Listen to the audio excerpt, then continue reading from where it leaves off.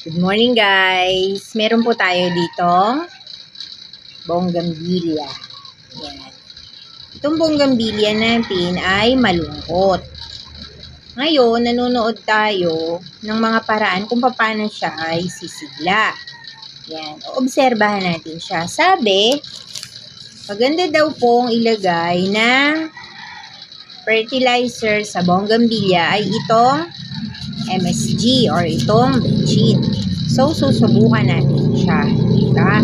Pero, bago daw natin lagyan ito ng bechin, dapat daw ititrim muna natin. So, tayo po ay ititrim muna. Ayan. Putulin lang natin ito.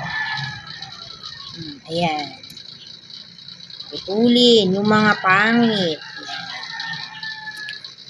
Dahil sa susunod, hindi na natin siya ititrim.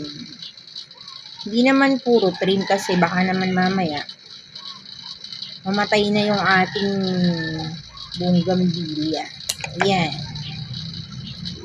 Yan po ang kanyang itsura. Ngayon, di po ba nakita nyo payat? Meron tayo ditong dalawang pamamaraan. Isa, itong tinunaw na MSG. Yan, tinunaw ko na yan. Tingnan nyo po. Ito yan. Baba muna natin to. Yan.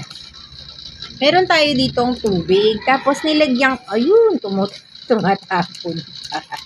Ayun. So, sobra naman. Bukas pala. Ayan. So, ito po ay hinalo ko na, guys.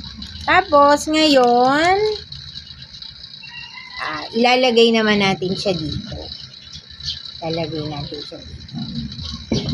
Lalagay natin yung ating MSG dito. Konti lang.